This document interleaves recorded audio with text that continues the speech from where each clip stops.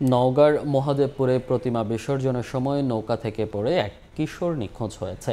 তার সন্ধানে সকাল থেকে উদ্ধার অভিযান চালাচ্ছে ফায়ার সার্ভিস। এই মুহূর্তে মহাদেবপুরের আত্রাই নদী পাড়ে আছেন রিপোর্টার এমআর রকি। সরাসরি যাচ্ছি তার কাছে। রকি,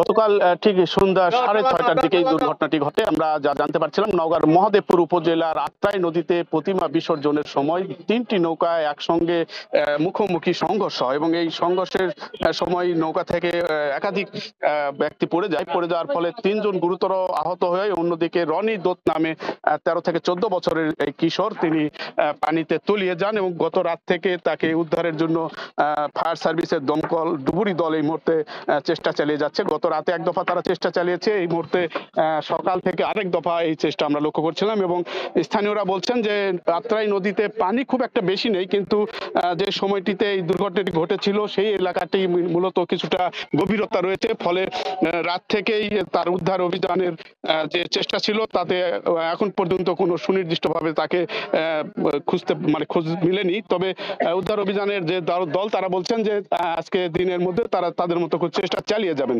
তবে আমরা জানতে পারছিলাম যে রনি দত্ত সহ আরো তিনজন যে ছিল, এই দুইজনের ভিতর কিছুটা আহত, তারা হাসপাতালে ভর্তি রয়েছে।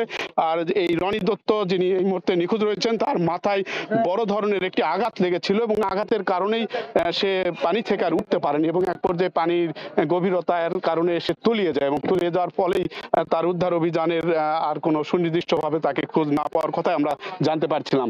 তবে গতকাল থেকে তার স্বজনরা নদীর ধারে এই মুহূর্তে অপেক্ষা করছেন এবং যতক্ষণ না উদ্ধার হচ্ছে, স্বজনদের এক ধরনের আহাজারি লক্ষ্য করছিলাম। নদীর দুই পারে অসংখ্য উৎসুক জনতা রয়েছে, তারা এই মুহূর্তে এই উদ্ধার অভিযানের একটা প্রতীক্ষার প্রহর গুনছেন এবং যতক্ষণ না উদ্ধার হচ্ছে তারা দাবি করছেন ততক্ষণ পর্যন্ত তাদের দিক থেকে যেন উদ্ধারের শেষ পর্যন্ত মরদেহটি অন্তত পক্ষে যদি উদ্ধার হয় বা জীবিত হোক, যেটাই হোক, তারা দাবি করছেন এই উদ্ধারে যেন তাদের খুঁজে বের করা হয়।